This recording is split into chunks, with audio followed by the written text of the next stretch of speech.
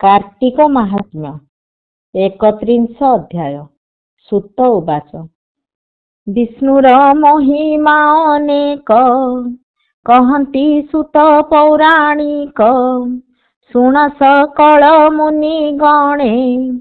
गोविंद आज्ञा परमाणे मिली सकल ब्रह्म ऋषि वरुणपुरे दूत पेशी ज्येष्ठा कन्या को अणाइले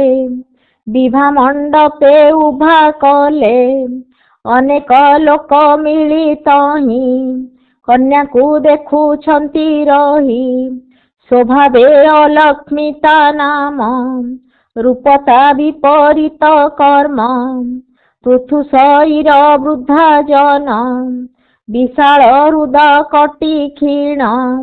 पिंगल केश लंबा कर्ण रकत नेत्र दीर्घानन हरित वन दंत पंती दिशई भयंकर मूर्ति जिह्वा खड्ग प्राय जानी ओष्ठ उन्नत खर वाणी दीर्घ चरण क्षुद्र कर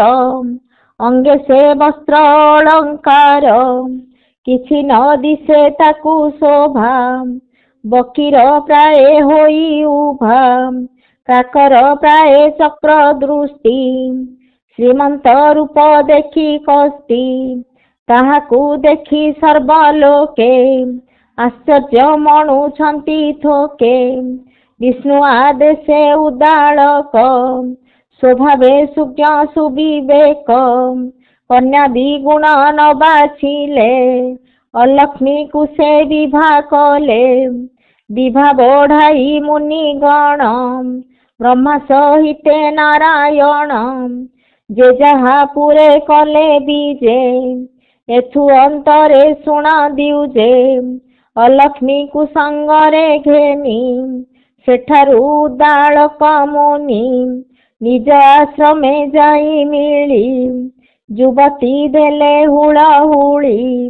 मंगल विधि कले आनी जा देखी सागर लुदुलणी सुख न लभी तार मने प्रवेश मुनि सन्निधाने जहु शुणिला वेद ध्वनि आकुल होइला कामिनी दोहरा अग्नि धूम बासे विप्र नारी धर्म त्रासे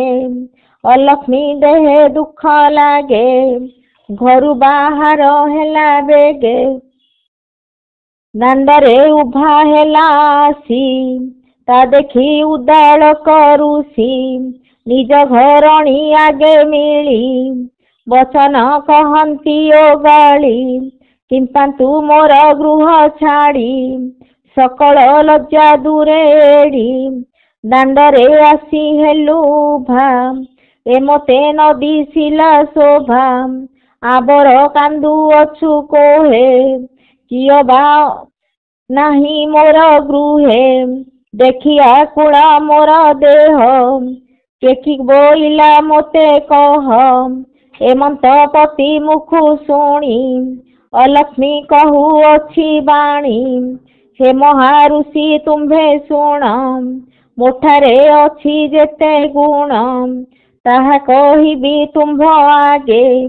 भोनाथ शुण अनुरागे मुझे वरुण राजा झिय जाबत बादे मोर प्रिय जेवण गृहे नित्य कली एक आर एक बारुआली जही सकट द्युत खेल मिथ्या कपट माल गोल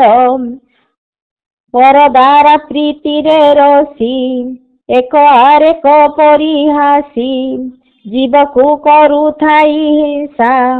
एमंत स्थाने मोर बसा जही न रसे मोर मन से कथा शुण तपोधन वेद वचन आदि गीत जे वाक्य गोविंद चरित एहा मुन शुणिबी कन्ने जे वाक्य मंगल विधाने नयन न देखई ताहा एकथा शुण मोर नाहा स्त्री पुरुष आदि करी जे जन सुंदर सुंदरी सुक्रियावंत शुद्ध चिते सुबस हेउथिब नित्ये सुसंच पुरे थिब रही ମୁଁ ତାହା ନ ପାରଇ ସହି ହବିଷ ଅନ୍ନ ଶୁଦ୍ଧି ପାତ୍ରେ ଯେ ପୁଣ୍ୟ ତୀର୍ଥ ପୁଣ୍ୟ କ୍ଷେତ୍ରେ ଏତେ ସନ୍ତୋଷ ଯାର ମନ ମୋ ଦେହ ହୁଏ କମ୍ପମାନ ଗନ୍ଧ ଚନ୍ଦନ ଜାତି ପୁଷ୍ପ ମୁଁ ନଘେ ନଈ ତାର ବାସ ଆମିଷ ବାସ ଯହି ନାହିଁ ମୁଁ ତହିଁ ନ ପାରଇ ରହି ତୁମ୍ଭ ମନ୍ଦିରେ ଘୃତ ବାସ ହୋମ ନଳ ଧୂମ ତ୍ରାସ ମୁଁ ତାହା ପାରିବିନି ସହି ବେଦ ବଚନେ ମୋର ଦେହି ଯଦ୍ୟପି ଅଛି ମୋର ଆସ କୁଶ୍ଚିତ ସ୍ଥାନେ କର ବାସ ଏମନ୍ତ କହି ସିନ୍ଧୁ ଯେ ମାମ୍ ପୁଣି କାନ୍ଦଇ ଅଲକ୍ଷମା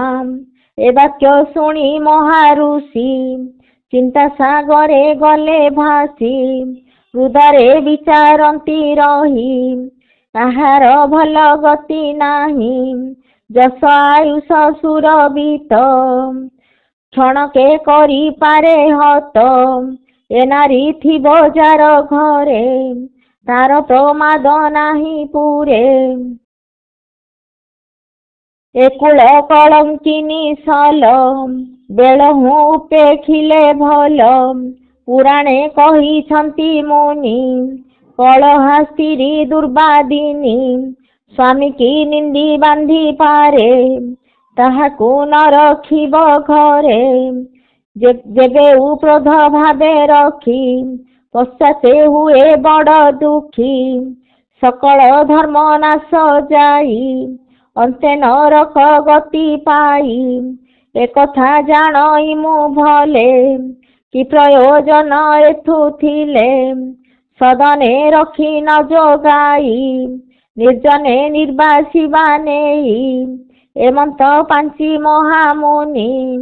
অলক্ষ্মী কুকু সঙ্গে ঘেনি কেতে হে দূর দীপান্তরে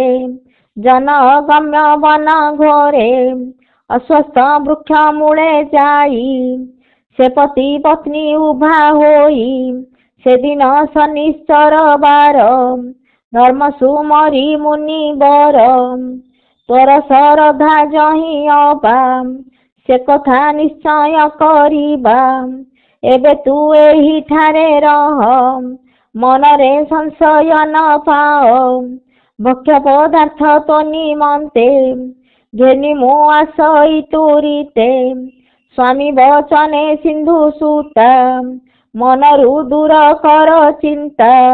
ଅସ୍ୱସ୍ଥ ତରୁ ମୂଳେ ବସି ସେଠାରୁ ଉଦାଳ କର ଋଷି ନିଜ ଆଶ୍ରମେ ଯାଇ ମିଳି ମନେ ଚିନ୍ତିଲେ ବନମାଳି କହଇ ମହାଦେବ ଦାସ ଉଦ୍ଧାର କ୍ଷୀରୋଦନୀ ବାସ इति श्री पद्म पुराणे उत्तरखंडे कार्तिक महात्म्ये अलक्ष्मी वन निवासे नाम 31 अध्याय।